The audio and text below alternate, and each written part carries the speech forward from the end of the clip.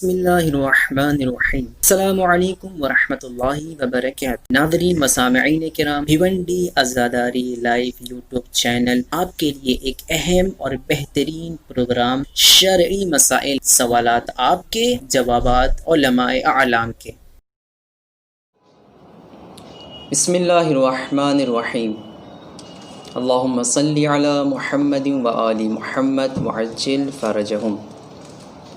ناظرین مسامعین کرام، السلام علیکم ورحمۃ اللہ وبرکاتہ۔ بندہ سید ابوالقاسم زیدی آپ کی خدمت میں حاضر ہے۔ یہ پروگرام جو ہے یہ اہم ترین پروگرام ہے۔ اس کی اہمیت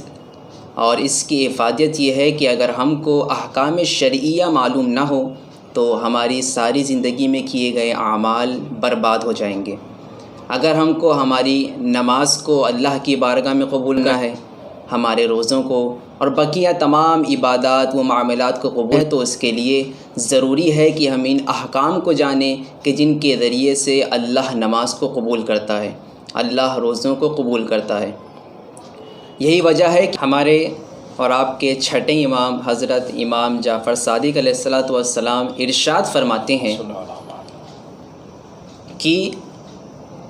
میں اپنے اصحاب کو چھڑی ماروں تاکہ وہ احکام شرعیہ کو سیکھیں۔ اس حدیث کے ذریعے سے امام احکام شرعیہ کو سیکھنے کی اہمیت کو بتا رہے ہیں۔ اس کے علاوہ قرآن مجید میں ارشاد ہوتا ہے، بسم اللہ الرحمن الرحیم، وما خلقت الجن والانس الا لیعبدون، کہ ہم نے جن اور انس کو پیدا نہیں کیا مگر یہ کہ وہ ہماری عبادت کریں۔ عبادت مقصد حیات ہے، اور عبادت اس وقت تک صحیح نہیں ہوگی جب تک احکام شرعیہ معلوم نہ ہو۔ تو یہ تمام چیزیں آپ اگر دیکھیں تو آپ کو سمجھ میں آئے گا کہ احکام شرعیہ کی معرفت بہت ضروری ہے، اور یہی امام حسین علیہ الصلاۃ والسلام کے مقاصد میں سے ایک مقصد بھی تھا۔ انہی باتوں کو مد نظر رکھتے ہوئے ہم نے اس عظیم، دلچسپ، ضروری پروگرام جس کا نام شرعی مسائل ہے، اس کا ہم نے آغاز کیا ہے، اور بھیونڈی عزاداری لائیو یوٹیوب چینل کی جانب سے اس پروگرام کی پیشکش آپ کے سامنے ہے، اور زمانے کی ضرورت کو دیکھتے ہوئے ہم نے اس پروگرام کا آغاز کیا ہے۔ انشاءاللہ یہ پروگرام ایپیسوڈ در ایپیسوڈ، قسط در قسط آپ کے سامنے پیش کیا جائے گا۔ اس میں سوالات آپ کے اور جوابات علماء اعلام کے ہوں گے۔ آئیے آج ہم ہمارے مہمان خصوصی جو ہمارے استاد محترم بھی ہیں ان کی طرف چلتے ہیں، اور آپ کے سوالات کو جانتے ہیں، اور علماء کرام یعنی ہمارے استاد محترم سے ان سوالوں کے جواب جانتے ہیں۔ سب سے پہلے میں آپ کا نام یہاں پر ذکر کرتا چلوں کہ استاد محترم حجت الاسلام والمسلمین عالی جناب مولانا سید تنویر عباس رضوی صاحب آپ کا نام ہے، اور یہ ہمارے استاد عزیز میں سے بھی ہیں، انہوں نے ہم کو سکھایا ہے۔ آئیے ہم آپ کے سوالات ہمارے استاد کی بارگاہ میں پیش کرتے ہیں تاکہ ان کے جوابات حاصل کیے جائیں۔ السلام علیکم ورحمۃ اللہ وبرکاتہ۔ علیکم السلام ورحمۃ اللہ وبرکاتہ۔ امید کرتے ہیں کہ آپ بخیر و عافیت سے ہوں گے۔ الحمدللہ، پروردگار عالم کا لاکھ لاکھ شکر ہے، کا کرم ہے۔ امید کرتا ہوں آپ بھی بخیر و عافیت ہوں گے۔ الحمدللہ۔ سوال کرنے والے سوال کرتے ہیں، السلام علیکم، میرا نام شاکر علی ہے، میں ممبئی سے ہوں۔ میرا سوال یہ ہے کہ نماز جنازہ پڑھنے کے بعد اسی وضو سے دوسری نماز پڑھ سکتے ہیں؟ اعوذ باللہ من الشیطان الرجیم، بسم اللہ الرحمن الرحیم، وبہ نستعین وہو خیر معین، رب یسر ولا تعسر وتمم علینا بالخیر یا کریم، رب اشرح لی صدری ویسر لی امری واحلل عقدۃ من لسانی یفقہوا قولی، اللہم وفقنا لما تحب وترضی، اللہم عجل لولیک الفرج۔ انشاءاللہ۔ برادران عزیز، ناظرین کرام، سوالات جو کہ آپ حضرات کے سامنے پیش ہو رہے ہیں، اور ان کے جوابات بھی انشاءاللہ آپ بغور سنیں انشاءاللہ، تاکہ آپ اسے اپنی زندگی میں وقت ضرورت اپلائی کر سکیں۔ بے شک بے شک۔ جیسا کہ ایک بھائی کا سوال ہے، غالباً نام شاکر علی ہے۔ جی جی، شاکر علی ممبئی سے۔ ان کا سوال بہت اچھا سوال ہے کہ کیا نماز جنازہ جس وضو سے پڑھا گیا ہے جی، اسی وضو سے دوسری نمازیں پڑھ سکتے ہیں؟ دیکھیں، ہم نے اور بھی علماء کے مراجع کرام کے مسائل اس سلسلے میں دیکھے ہیں، جی جن میں بالخصوص مثلا امام خمینی جو کہ رضوان اللہ تعالیٰ علیہ، ان کا بھی نظریہ یہی تھا، جو کہ آغا خامنائی کا بھی نظریہ یہی ہے، لیکن چونکہ ہمیں مسئلہ آغا سستانی داماد اللہ علی کے فتوے کے مطابق مسائل کو بیان کرنا ہے، جی جی، لہٰذا وہی فرماتے ہیں کہ وضو جب بھی کریں قربت کی نیت سے کریں، تاکہ کوئی بھی اعمال جب چاہیں یعنی قربتاً اللہ، قربتاً اللہ کہیں۔ جی، میں وضو کرتا ہوں قربتاً اللہ، جی، یعنی واجب کہنے کی ضرورت نہیں ہے، ہاں، اور کہ واجب کہیں، چونکہ واجب اعمال مثلا آپ وضو جب کرتے ہیں تو اس میں آپ قرآن، اگر قربتاً اللہ کی آپ نیت کریں گے جی، تو اس میں آپ تلاوت قرآن بھی کر سکتے ہیں۔ ہوں، اس میں طہارت کا عنوان بھی پایا جاتا ہے کہ خود ایک انسان طاہر رہنا چاہتا ہے، پاکیزہ رہنا چاہتا ہے، جی، تو حدیث نبوی کے مطابق بھی انسان کو پاکیزہ اور صاف ستھرا رہنا چاہیے۔ تو لہٰذا جو ہے نماز جنازہ، یہ بھی بتا دیں کہ نماز جنازہ، اس چونکہ ضمناً یہ بات بیان کرنا بھی ضروری ہے جی، کہ نماز جنازہ کے لیے بخود طہارت شرط نہیں ہے۔ اچھا، نماز جنازہ کے لیے طہارت شرط نہیں ہے، یعنی اگر کسی انسان کا وضو نہیں ہے، جی، کسی انسان کے اوپر غسل واجب ہے لیکن اس نے غسل نہیں کیا، جی، لیکن اب ایک مومن کی نماز جنازہ پڑھی جانی ہے اور وہاں پر غسل کرنے کا وقت بھی نہیں ہے اور جگہ بھی نہیں ہے جی، کہ اس وقت فوراً غسل کیا جائے یا وضو کیا جائے مثلا، اور نماز، چونکہ نماز جنازہ ایک دعا کی شکل میں ہے، بے شک بے شک، اور نماز کا عنوان ایک دیا گیا ہے، چونکہ ایک ترتیب ہوتی ہے اس میں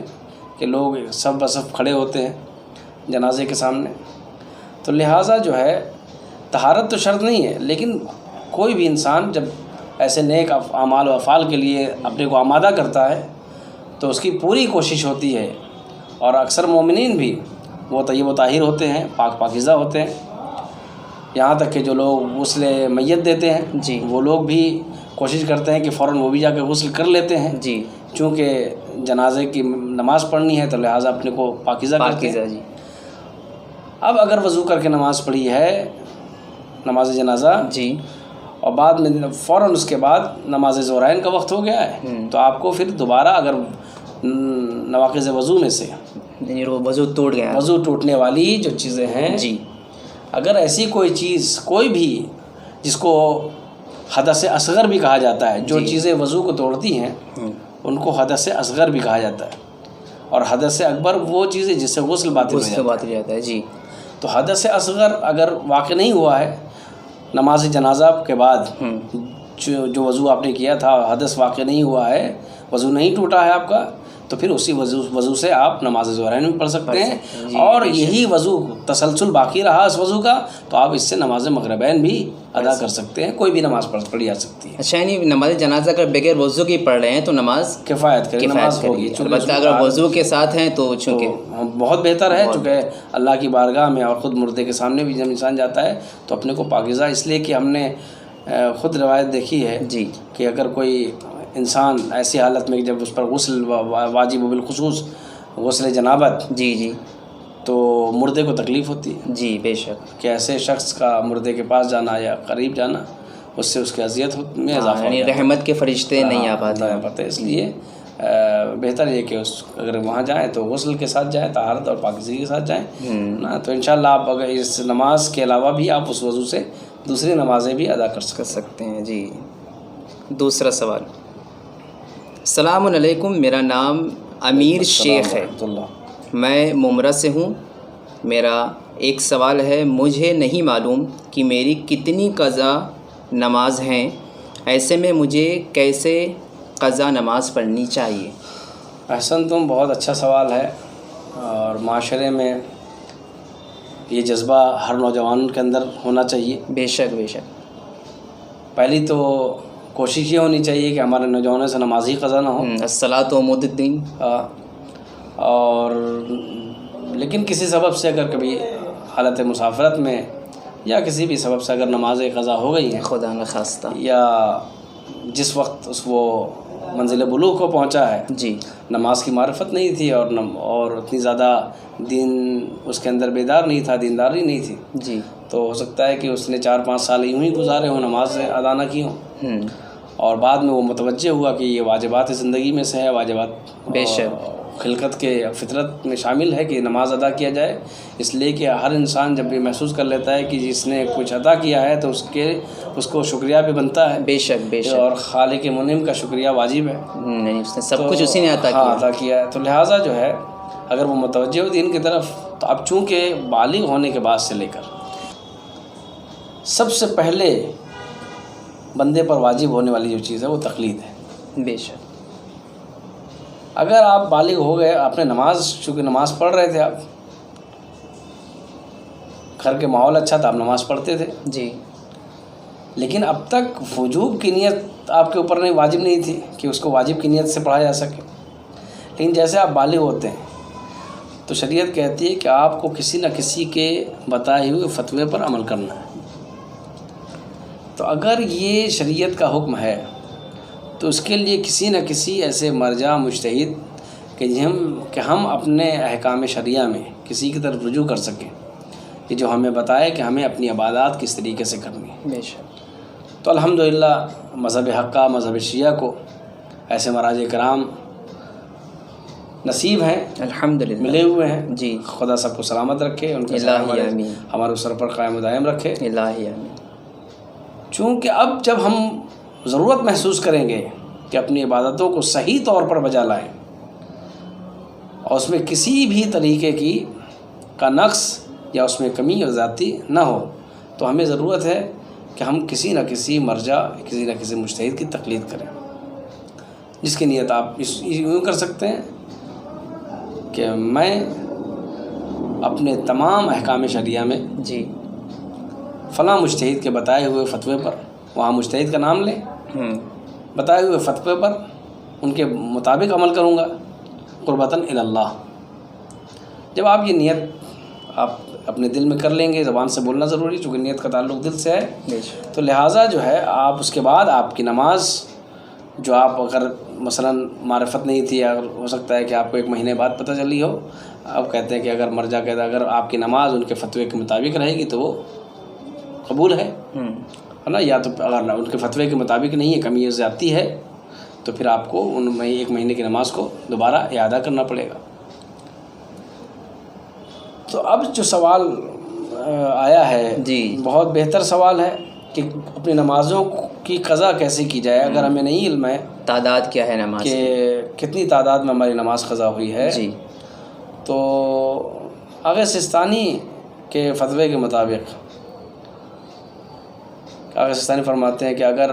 کوئی شخص ایسا ہو کہ جس کو اپنی نماز کی تعداد کا علم نہ ہو کہ کتنی نمازیں قضا ہوئی ہیں، تو سب سے پہلے یہ کہ وہ اپنی عمر کا حساب لگائے گا. جی، کہ مثلا کتنے سال کے ہو گئے، اگر وہ مثلا 20 سال کا ہے، جی، یا اگر وہ 30 سال کا ہے،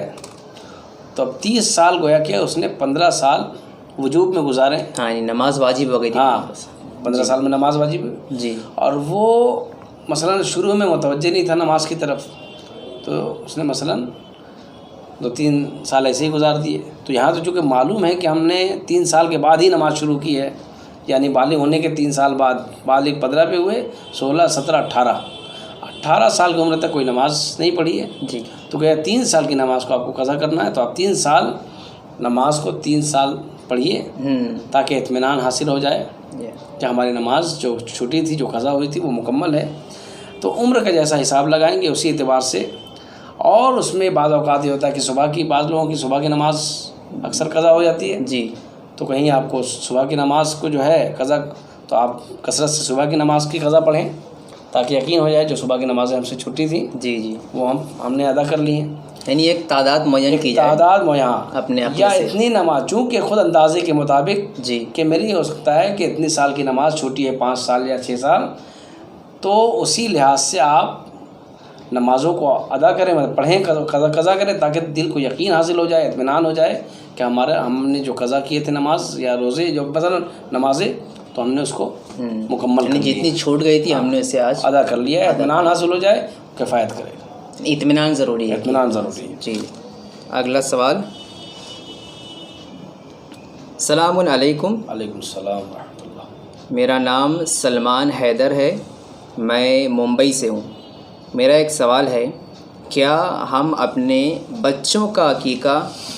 کرتے ہیں، اس کا کھانا گھر والوں کے لیے کیسا ہے؟ یعنی بچے کا عقیقہ کیا جا رہا ہے اور گھر والے اس کا گوشت کھائیں۔ یہ بھی سوالات اکثر لوگوں کے یہاں سے اکثر لوگوں کے نزدیک درپیش ہے جی کہ عقیقہ، دیکھیے عقیقہ تو عام طور سے یہ بات بالکل واضح ہے، روشن ہے کہ عقیقہ ایک مستحب عمل ہے، جی مستحب، لیکن بہت اہم عمل ہے اپنی زندگی کے لیے، بہت ایک عظیم تاکید، صدقہ ہے، بہت تاکید ہے اس سلسلے میں بے شک، کہ اگر مصائب و آلام سے خود کو محفوظ رکھنا ہو تو صدقے کے طور پر بطور قربانی ایک عقیقہ کریں۔ اور عقیقہ کا گوشت کون لوگ کھا سکتے ہیں؟ جی عقیقے کا گوشت ہر کوئی کھا سکتا ہے، یہاں تک کہ اگر کسی غیر سید کا عقیقہ ہے جی تو اس کا گوشت سید بھی کھا سکتا ہے، اس لیے کہ یہ قربانی مستحب ہے اور مستحب صدقہ جی جی بطور مجبور، اگر ایسی کوئی مجبوری ہے، سید غریب ہے، مفلس ہے، نادار ہے، تو ایسا سید کھا سکتا ہے، اس لیے کہ مستحب صدقہ کھانے میں کوئی ہے۔ واجب صدقات سید پر حرام ہے، جی واجب حرام، واجب صدقہ مثلا زکوٰۃ فطرہ، جی جو کہ ہم سال میں عید الفطر کے بعد، یعنی عید الفطر کے دن چاند نمودار ہونے کے بعد ہم ادا کرتے ہیں، وہ صدقہ واجب ہے اور اس کو سید استعمال نہیں کر سکتا، واجب صدقہ، واجب صدقہ ہے، جی اور بالخصوص غیر سید کا صدقہ سید استعمال نہیں کر سکتا ہے۔ اور اس کے علاوہ جو ہے عقیقے کا ذکر ہے، تو چونکہ عقیقہ کے گوشت جب عقیقہ ذبح کیا ہے تو جو کفیل ہے، مثلا باپ کفیل ہوتا ہے بیٹے کا، جی والدین کفیل ہیں، یعنی خرچہ برداشت کرتے ہیں، خرچہ برداشت کرنے والے لوگ ہیں، جی، کہ اس کی ساری ذمہ داری اس بچے کی اس کے اوپر ہے، تو لہٰذا جو ہے وہ لوگ نہیں کھا سکتے جو کفیل ہیں اس بچے کے، اچھا ہے نا، جی، باقی اور جو لوگ ہیں گھروں میں بھائی بہن اور دیگر رشتہ دار، ان کے کھانے میں کوئی حرج نہیں ہے، کراہت نہیں ہے۔ اور بعض اوقات ہوتا ہے خود انسان خود کفیل ہے اور اپنا ہی عقیقہ کر رہا ہے، جی جی، یعنی بچپنے میں نہیں کرایا گیا، بچپنے میں نہیں کرایا، جوانی کے بعد، ہاں جی خود عقیقہ کر رہا ہے اپنا، تو خود جب اپنا عقیقہ کر رہا ہے تو خود پرہیز کرے، بقیہ لوگوں کے کھانے میں کوئی اشکال نہیں، نہیں۔ جی اور ایک سوال آخری یہ ہے، نماز جماعت کے ثواب کے سلسلے میں کہ ہم نماز جماعت کا ثواب کس طریقے سے حاصل کریں، اس لیے کہ بہت سے حالات ہوتے ہیں کہ انسان وقت پہ نہیں پہنچ پاتا یا پھر بہت آخر میں پہنچتا ہے، تو اس سلسلے میں آپ رہنمائی فرمائیں۔ لیکن نماز جماعت میں شرکت کئی موقعوں پر ہے کہ ایک شخص ہے نماز پڑھنے کے لیے آیا ہے، جی، جماعت میں شریک ہونا، گھر سے نکلا ہی ہے جماعت کی نیت سے کہ وہاں جماعت پڑھنی ہے، لیکن آنے میں ہو سکتا ہے راستے میں کوئی مسائل درپیش ہو گئے ہیں تو پہلی رکعت میں نہ پہنچ کے وہ دوسری رکعت میں مثلا پہنچا ہے، کچھ تاخیر ہو گئی، تاخیر ہو گئی، جی، تو اب دیکھیں اگر دوسری رکعت کا رکوع ہے تو رکوع میں شریک ہو جائے، اللہ اکبر کہے اور رکوع میں چلا جائے، یعنی تکبیرۃ الاحرام کہتے ہی رکوع میں چلا جائے، تکبیرۃ الاحرام کے بعد رکوع میں جائے، اور اس کے بعد وہاں سے اپنی نماز کو، اور آخر میں جب امام بیٹھ جائے تو اپنی ایک آخری کی رکعت، مثلا اگر دوسری رکعت میں پہنچا ہے 3 رکعتی نماز میں، جی، تو اپنی ایک رکعت کو آگے بڑھا کر اپنی نماز کو مکمل کرے۔ یہ تو وہ صورت میں کہ جب پہلی یا دوسری رکعت میں یا تیسری رکعت میں جب نماز چل رہی ہو تو رکوع میں شامل ہو جائے، رکوع میں، جی، لیکن ایک ایسا شخص بھی ہے جو پہنچا ہے تو اسے پتہ چلا کہ امام اب تشہد میں پہنچ چکا ہے، آخر میں، جی آخری رکعت کے تشہد میں ہے جی، تو آئے، اور چونکہ اسے نماز جماعت کا ثواب حاصل کرنا ہے، یعنی اس مقام پہ بھی ثواب حاصل کیا جا سکتا ہے، نماز جماعت کی بہت زیادہ اہمیت ہے جی، اور جس کا یہ مورد نہیں ہے کہ بیان کیا سکے، لیکن ہاں بس اتنا سمجھیے کہ اللہ یہ ائمہ طاہرین کی طرف سے جو ہمیں علم موصول ہوا ہے، پہنچا ہے ہم تک، اور جس کو فتوے کے ذریعے سے ہمارے مراجع کرام نے ہم تک پہنچایا ہے جی، بالکل آغا سستانی فرماتے ہیں کہ اگر کوئی ایسا شخص کہ جب تشہد کے وقت پہنچے کہ امام تشہد میں ہو اور جماعت کا ثواب اسے حاصل کرنا ہو، تو وہ نیت، چونکہ آیا ہی نماز پڑھنے کے لیے مثلا ظہر کی ایک نیت پہلے سے ہی ہے جی، وہ تکبیرۃ الاحرام نیت ہے، پھر تکبیرۃ الاحرام کہے اللہ اکبر، اور فوراً تشہد کے لیے وہ بیٹھ جائے یہاں تک کہ بیٹھا رہے کہ امام خود سلام وہ نہ پڑھے، تشہد تک رہے جی، پھر اپنے کو اس حالت میں پہنچا دے کہ وہ کھڑا ہونا چاہتا ہے نا، جی، اور امام سلام جب مکمل کرے تو وہ کھڑا ہو جائے۔ اب جب کھڑا ہوا ہے تو اسے دوبارہ تکبیرۃ الاحرام کہنے کی ضرورت نہیں ہے، اچھا، اس کو فوراً بسم اللہ الرحمن الرحیم پڑھ کر سورہ کا آغاز کرنا ہے، سورہ حمد پڑھنا ہے جی، اور سورہ حمد کے بعد جس طریقے سے نماز دوسرے سورہ پڑھتے ہیں بسم اللہ اور دوسرا سورہ اس طریقے سے پڑھ کے اور نیت میں یہ رہے کہ ہماری پہلی رکعت ہے، یعنی صرف تشہد میں بھی اگر شامل ہوتا ہے تو اس کو نماز جماعت کا ثواب الحمدللہ اللہ کی رحمانیت بھی سمجھ میں آتی ہے، ہاں اللہ کریم ہے کہ ثواب کرنا چاہتا ہے۔ تو ناظرین یہ سوالات ہیں اور اس کے جوابات آپ کے سامنے پیش کیے گئے ہیں۔ ہم آپ سے ایک مرتبہ پھر گزارش کریں گے کہ آپ اپنے سوالات کو اسکرین پر دیے گئے نمبر کے ذریعے سے واٹس ایپ یا وائس ریکارڈنگ کے ذریعے سے بھیجیے، اور انشاءاللہ آپ کے سوالات کا قابل قدر